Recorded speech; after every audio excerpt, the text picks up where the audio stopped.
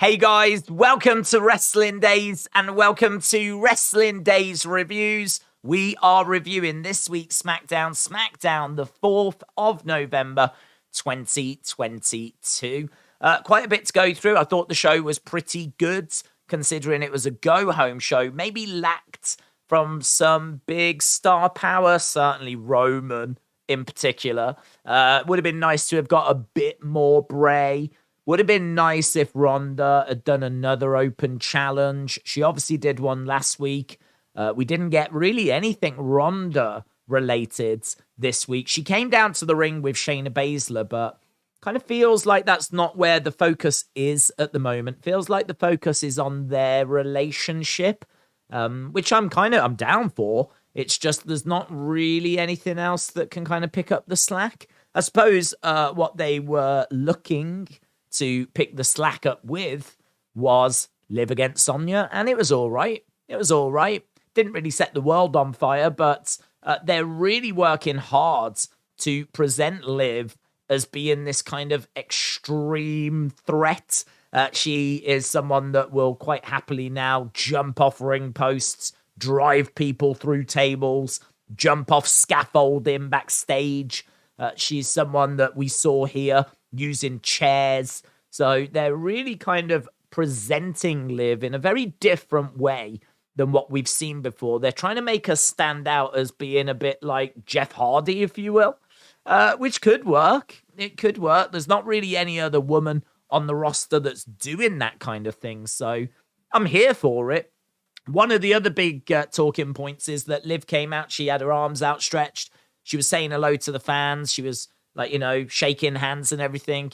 If there is a darkness there, it didn't show itself today. She came out, big smile on her face, really just, full of energy. If anything, if you want to point at something a little sinister, then maybe the fact she was smiling all throughout this, maybe that's something you could point at. Maybe that's something that's noteworthy, is the fact she had a big smile on her face as she was beating up Sonya Deville. Even as they were going through tables and everything, as I said, big smile on her face. This, of course, no DQ. There was no disqualifications here. And as I said, it was all right. It was, what a kind of match you would expect, but just with tables, with chairs, with kendo sticks, blah, blah, blah. There was a weird moment in the middle of the match. I don't get this moment. I just don't understand it. I don't understand why Sonya did this. The table is set up behind them, and Liv is trying to get back into the ring. Sonya goes round the back of Liv, starts pulling on her. It's as if Sonya thinks she can do a German suplex, but there's not enough room. There's no way is there enough room. If she goes back, she's going straight into that table. And actually, Liv realized this and just let go of the ropes. That's all she did. And Sonya ended up driving herself through the table. I don't get it. I don't understand the psychology. I don't know what Sonya was trying to achieve. It just seemed like she had an idea that was rubbish. And Liv realized it was rubbish and just let go and let Sonya kind of chuck herself through the table. So, I don't know. This kind of stood out as a weird moment to me. I just couldn't figure out what Sonya was trying to do in this moment. And as I said, the end result is she pretty much drove herself through the table. The match ended up ending with Liv Morgan getting Oblivion, planting Sonya through a pile of chairs. As I said, there were some nice moments here. And getting the victory. Crowds seemed to be pretty much into it. Got quite a bit of time. This took up the first half an hour of the show. The first match does tend to get that kind of time. So they really are trying to, even though she's lost the title, present Liv as a big star still in the women's division. So if you are a Liv fan, concerned that she's going to get buried now, it's not what I'm seeing. Seems like they're still really investing in Liv Morgan. Then we went backstage. We saw Emma and Xia Li. I like the fact that we've got something for Emma straight away. She's come in. She's answered the open challenge. Now you've got Xia Li confronting her. The only problem with this is that if you want me to care about this, you're going to need Xia Li to really lay into Emma and say something that's going to really grab my attention. I can't see any reason as to why Xia Li couldn't have made fun of the fact that Emma had been released, or that, are we really bringing the trash back in now, or something along those lines. Instead, she just kind of made fun of her for losing against Ronda. It just felt really weak. And Emma was like, well, first of all, it was Ronda. And second of all, and then she responded with like this forearm kind of push.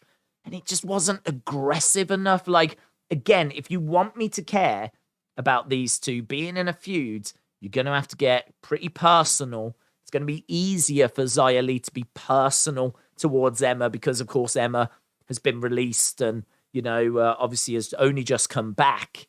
A bit harder for Emma. There's not really much to have a go at Xia Li about. Maybe you could ask her how catering is, because obviously we haven't been seeing Xia Li that much. So I kind of feel like there's definitely things you could have put in here. Could have been a little personal, could have been a bit tasty. Certainly the shot could have been a lot more aggressive.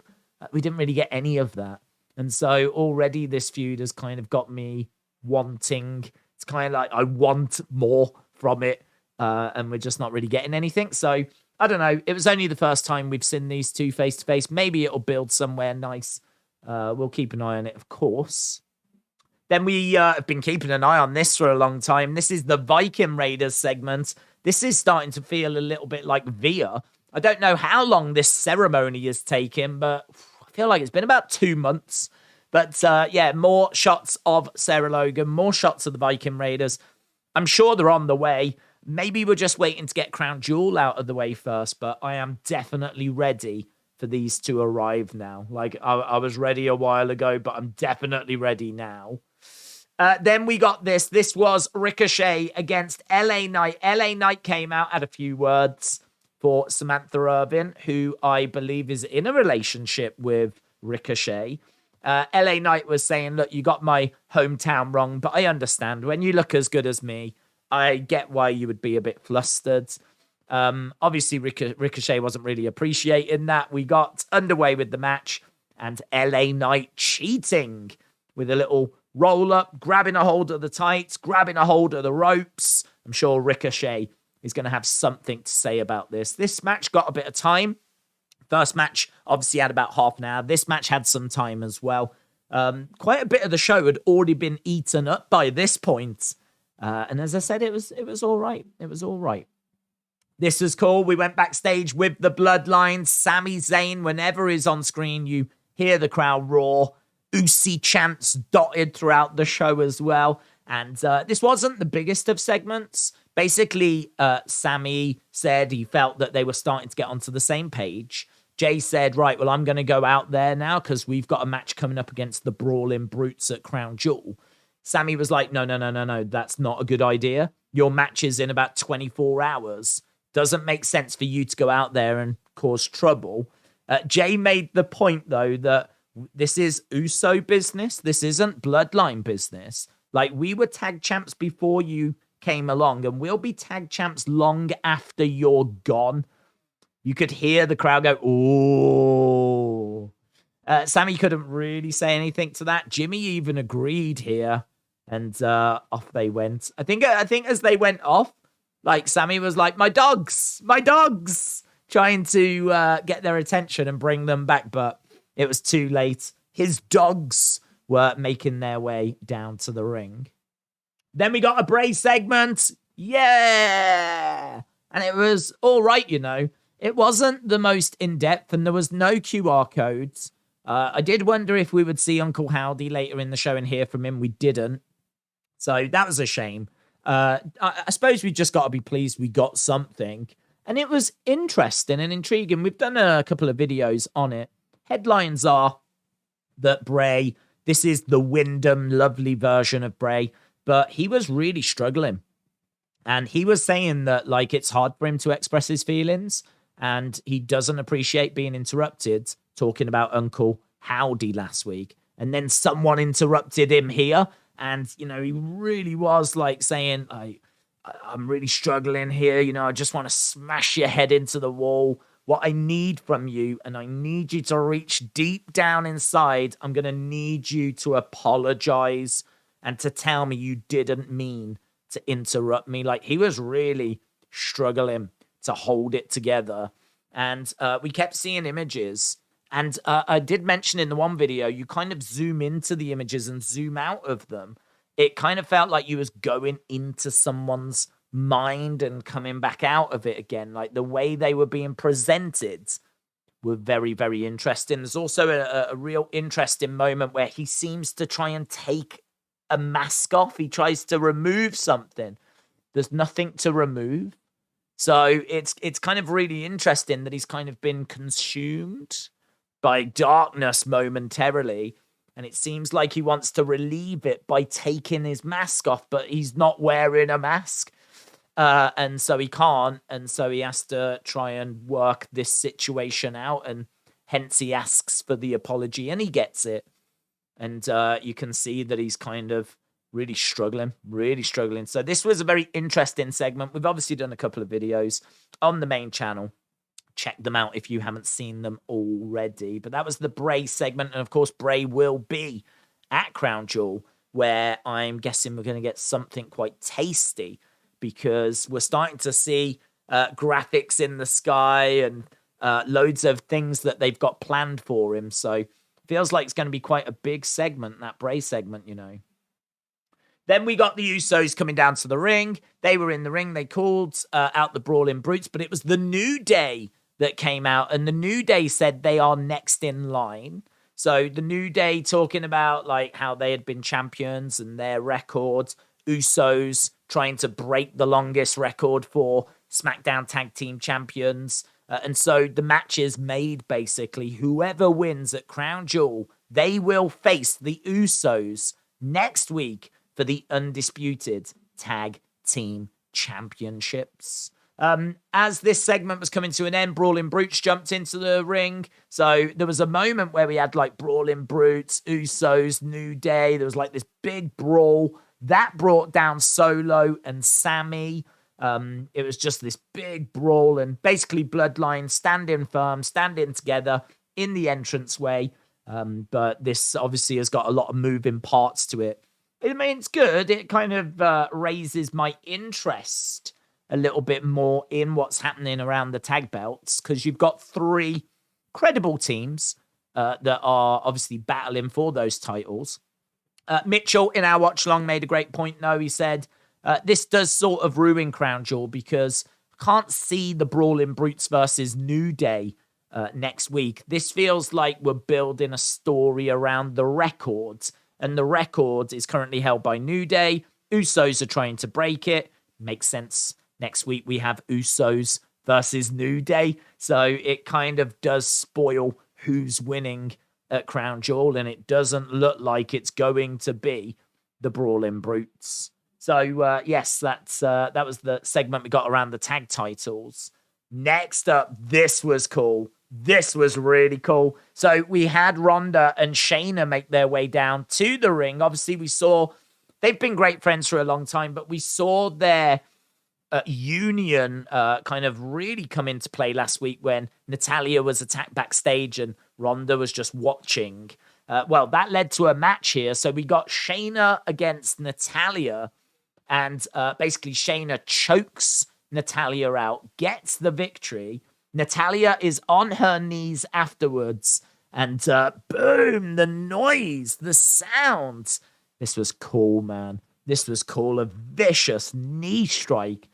And we've said WWE don't tend to use blood, but when they do use blood, they do it so well. And look at that.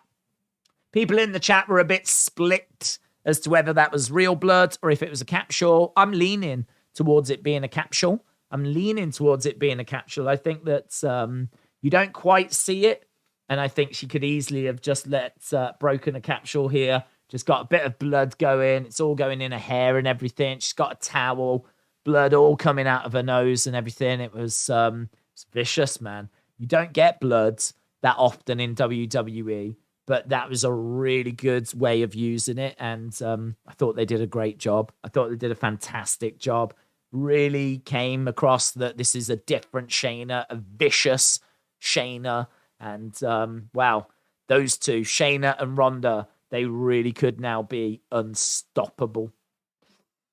Talking of unstoppable, we got Braun Strowman. So we got all these jobbers, 5 of them brought out by MVP. Braun Strowman came down, just mowed them all down. I mean, it's as if they weren't even there. They were no problem whatsoever to Braun. No problem at all. Came down, mowed them all down. Thanks a lot for coming.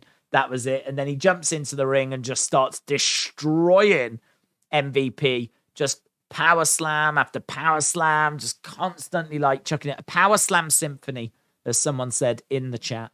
And it was cool. I don't know where Amos was. I don't know if commentary said he was already on his way to Saudi Arabia. But MVP was left absolutely battered here. Braun ending the segment looking very strong.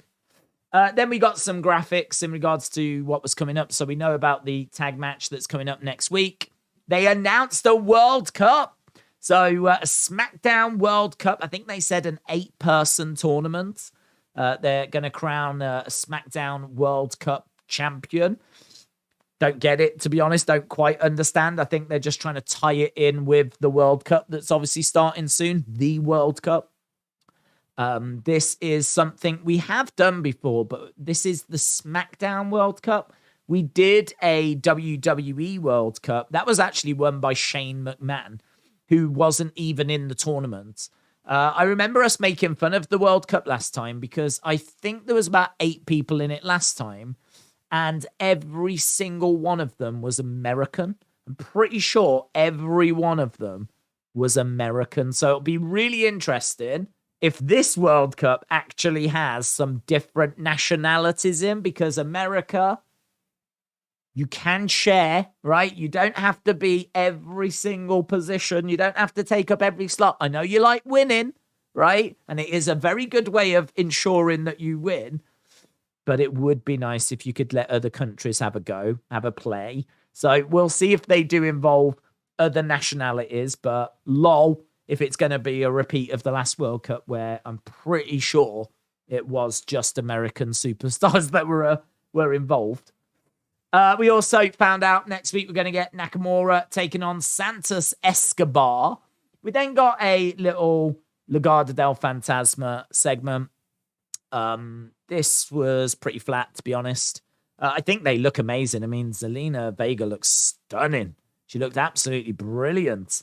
And so they were just talking about how they are the perfect enterprise.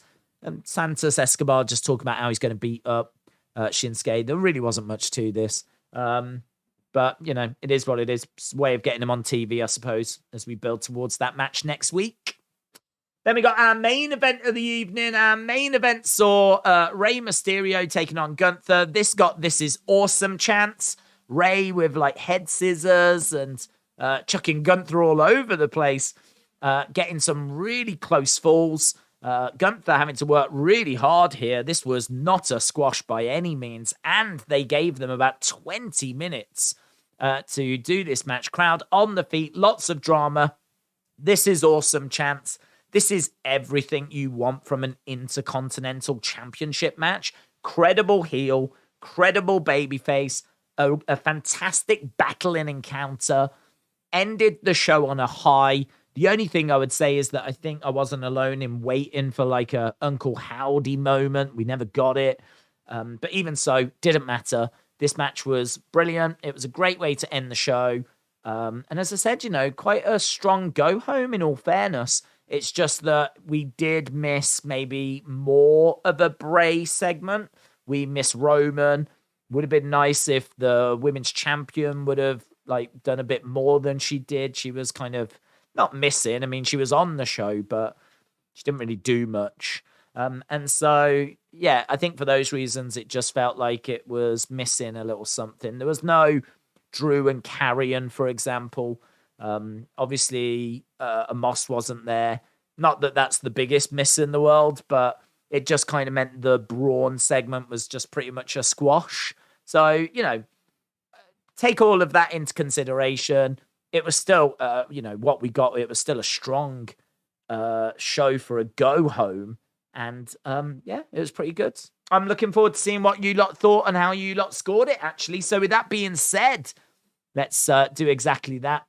We had a fair few responses. Big thank you to everyone that voted. And actually, we've got a runaway result, and that is 7.5.